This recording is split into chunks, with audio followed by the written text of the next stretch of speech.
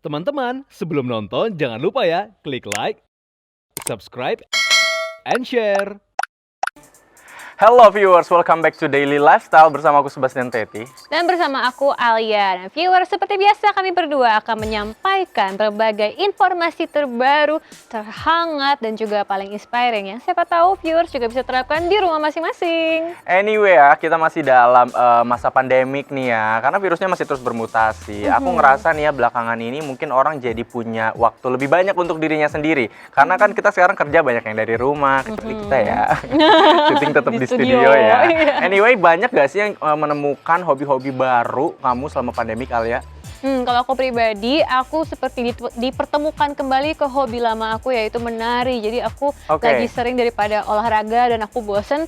Kan kalau rekomendasi dokter itu olahraga minimal 15 menit per hari, ya nggak? Ya. Atau setengah jam per hari. Ya udah, daripada aku bosen olahraga, aku nari deh. Jadi berkeringat juga gitu. That's nice. Iya. Nah, yang kebanyakan orang biasanya nih ya lakukan selama pandemi kemarin olahraganya itu adalah sepeda. Inget gak tuh? Oh iya, sepeda. Sempet hits banget di gelombang pertama pandemiknya tuh ya, sepeda. And then kayak yang ibu-ibu jadi lebih suka memasak mungkin karena sering di rumah. Dan salah satu kegiatan baru nih ya yang banyak diminati adalah berkuda. Berkuda. Iya. Nggak gampang loh viewers ya naik kuda itu ya, karena memang ini kegiatan yang bisa dibilang nggak murah. Nggak murah karena antara harus sewa kudanya atau beli kudanya, dan itu mahal sekali. Bener, coba sekarang kita lihat yuk serunya seorang pebisnis yang sedang belajar berkuda. Viewers, langsung kita lihat videonya berikut ini.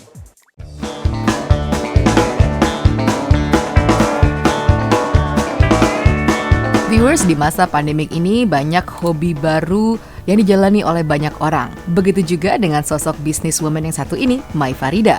Belakangan ia tertarik belajar berkuda, dan Daily Lifestyle berhasil merekam saat ia belajar berkuda di sebuah tempat di kawasan Sawangan, Depok, Jawa Barat. Ia belajar berkuda bersama sang putri, Kelly. Hai viewers, selama ini kan pandemik ini cuma naik sepeda, dan hari ini saya akan coba ke JJ Riding untuk riding school kuda. Yuk ikut keseruan saya. Sebagai pemula, ia mempersiapkan beberapa perlengkapan untuk berlatih. Halo viewers, nah hari ini kan mau naik kuda nih, belajar. Nah persiapannya apa aja? Selain perlengkapan baju dan segalanya, nah sebelumnya ini harus pakai glove-nya. Ini glove-nya untuk riding horse, oke? Ini kita pakai dulu perlengkapannya sebelum kita diajarin coach ya. Kita harus riding horse juga harus ada step by stepnya, perlengkapannya semuanya. Jadi kita nanti waktu ridingnya kita aman. Nah viewers, setelah glove akhirnya kita pakai helm. Kita harus pakai helm buat keamanan kita saat kita belajar riding horse. Oke, jadi perlengkapannya hari ini perlengkapan baju, sepatu, glove-nya sama helmnya. Oke, standby, dan hari ini mau belajar sama Coach Agus di JJ Riding. Kemudian tiba saatnya waktu berlatih. Nah, hai viewers, hari ini baru pertama kali belajar kuda. Nah, udah ketemu nih sama pelatihku. Halo Pak Agus, apa kabar? Baik ya. Nah, Pak Agus akan menjelaskan tentang bagaimana untuk pertama kali itu kita itu harus riding horse. Berkuda itu gimana sih cara pertamanya? Nah, ini Coach aku Agus.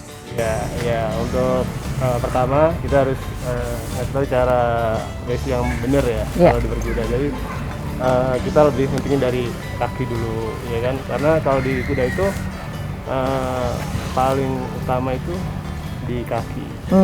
Dan cara kebetulan postur badan harus tegak, nggak boleh nunduk. Nah sekarang kita langsung aja praktekin ya caranya gimana berkudanya. Kita bisa langsung naik aja ya. Oke. Langsung ya. Oke ya. Jadi aku bisa naik dulu ke sini kakinya dua-duanya ya. Oke.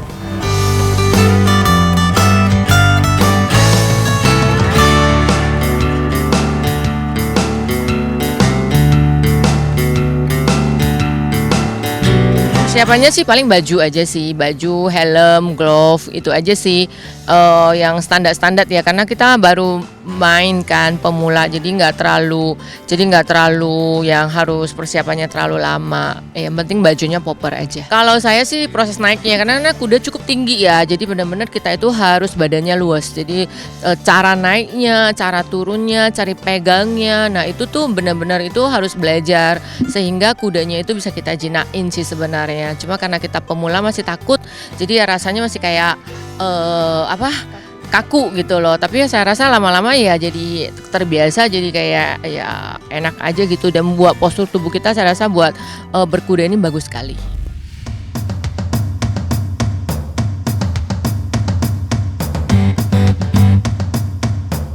Di tengah berlatih, pemilik dari tempat berkuda datang menghampiri Mai Farida. Nah viewers, kita udah selesai belajar kuda nih. Nah sekarang ini saya mau kenalkan untuk ownernya langsung. Hai Mei, gimana naik? Halo, ya Oke, ini Bu Dewi oke banget, dan coachnya pintar banget ngajarinnya ya. Wow, Step by thank step you. semuanya dengan baik, dan kita udah tahu sih caranya. Perlahan step by step, tapi oke lah. Semua Oke. dengan baik. Terus udah dapat ya feel-nya Udah gimana? dapet. Apa aja yang didapat dari kuda ini? Enak nggak? Enak sih, jadi memang naik kuda itu gampang-gampang sulit ya. Jadi memang postur tubuhnya kita harus jaga tegak terus. Terus juga ya pelan-pelan itu kayaknya bisa cinta juga sama kuda. Yes. Thank you ya Mia. Thank for you coming ya.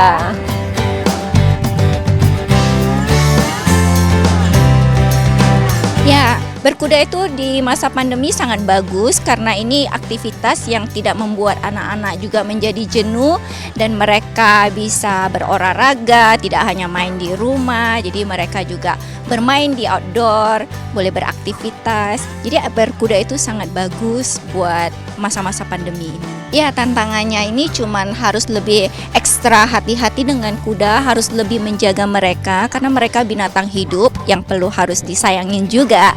Jadi harus ekstra jaga supaya mereka juga nyaman di tempat ini. Itu saja tantangannya. Viewers, memang benar ya kata Bastian barusan. Horse riding atau berkuda itu tuh adalah skill ya, nggak mudah ya. Nah emang kalau misalnya kita lihat nih baru pertama-tama pastinya agak kaku, terus yang namanya juga menghadapi hewan yang cukup besar dan bertenaga besar, tenaga kuda. Tenaga kuda. Karena emang kuda benernya itu pasti ada takut-takutnya nih, jadi harus cari chemistry-nya. Bener banget, dan aku juga sempat nanya nih sama anak kecil yang udah berkuda nih dari kecil nih ya, dari sekitar umur SD lah ya. Dan kata dia kalau kudanya ngambek ya dia nggak akan jalan, dan kudanya bisa ngerasain kalau si pengemudinya itu juga lagi ngambek, lagi bad mood, lagi bete. Kudanya ngerasain dan dia juga langsung males, nggak mau jalan habis itu. Jadi memang bener harus ada chemistry-nya. Iya. Well, yang penting pastinya nih apapun hobi yang kita geluti selama masa pandemik bikin kita happy.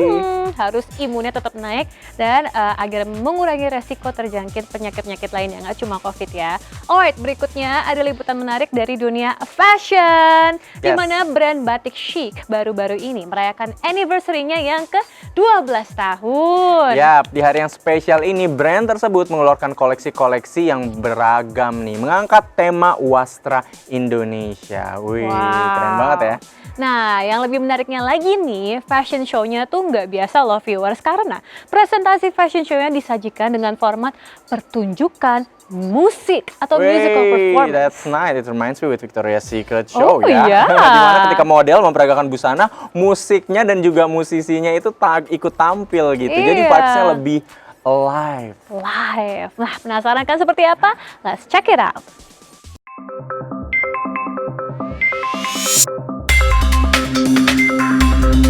Banyak cara mempromosikan ragam dan kayanya budaya Indonesia. Salah satunya melalui wastra Nusantara yang sudah diakui masyarakat dunia. Batik salah satunya. Bagi Novita Yunus, batik menjadi alat diplomasi budaya yang terbukti berhasil mengeratkan hubungan antara negara dan bangsa. Novita Yunus melalui brandnya Batik Chic merayakan hari jadi yang ke-12 di Bimasena, Dharma Wangsa, Jakarta. Pada perayaannya tersebut ditampilkan 50 hasil karya lewat peragaan busana oleh 50 muses yang diiringi orkestra musik yang memukau. Koleksinya sendiri sih akan ada kebaya-kebaya klasik ya. Jadi ada kebaya klasik terdiri dari kebaya Sogan dan kebaya Jambi.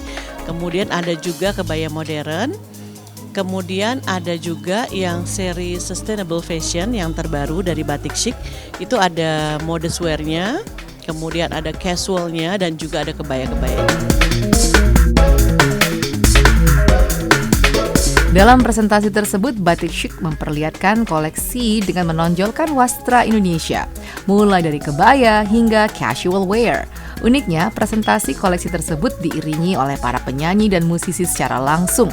Tak main-main, beberapa nama terkenal terlibat dalam pertunjukan ini, mulai dari Shalomita hingga Tika Bisono.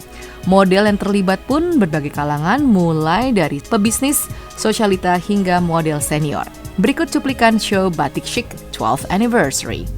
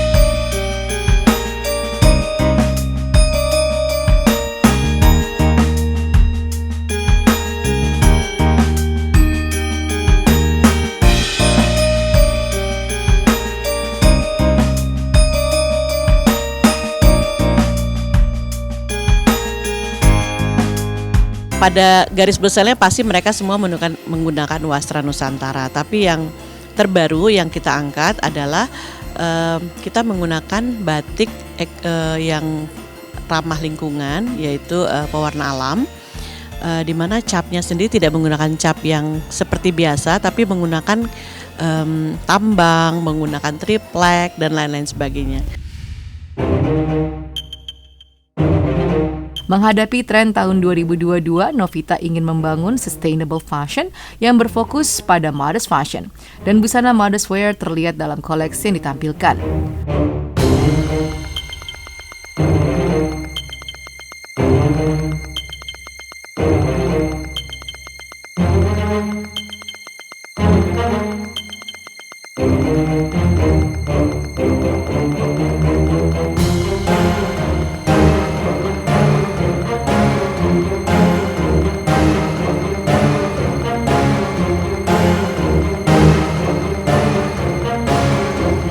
Style sustainable fashionnya lebih kerasa gitu. Untuk warna-warnanya yang sustainable fashion kita banyak sekali indigo, warna biru, kemudian warna kuning ya, kemudian warna coklat ya dari kulit merbau, kulit pohon, juga warna coklat dan abu-abu tua.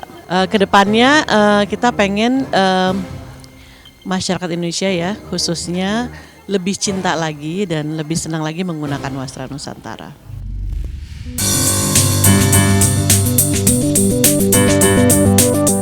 Para pihak yang terlibat memberikan kesannya dalam pagelaran ini. Dan saya di sini ikut berkontribusi sebagai musisi, tampil bersama peragawati-peragawati yang membawakan koleksi-koleksinya Novita. Ada 5 koleksi yang terbaru. Dan Novita Yunus, saya dengan Novita Yunus sering sekali keluar negeri bekerja sama dalam rangka untuk mempromosikan Indonesia dalam bentuk batik chic, dalam bentuk batik, wastra Nusantara, dan saya memainkan alat-alat musik tradisional dan juga nyanyi lagu-lagu dari segala macam budaya. Menurut saya koleksi batik chic-nya Novita Yunus sangat bagus, enak dipakai, bagus, maksudnya indah desainnya, dan Asal tahu ya, di luar negeri tuh semua bule-bule senang banget, termasuk di Amerika Latin. Dan perlu diketahui batik cik itu simpel sekali untuk bisa digunakan untuk berbagai situasi dan berbagai occasion. Contohnya baju yang saya gunakan ini baju yang sebenarnya bisa digunakan untuk casual, bahkan untuk non casual. Batik cik yang saya paling suka adalah bentuknya unik dan juga tidak mudah ditiru oleh orang lain. Selain itu, batik cik bisa digunakan untuk casual dan non-casual. Kebetulan saya bekerja di startup, sehingga saya biasa menggunakan batik, tapi untuk occasion dan casual. Nah, tentunya saya di sini nyanyi seperti biasa dari zaman dulu, dan melatih suci dari Guru Soekarno Putra dan Tuhan dari Bimbo.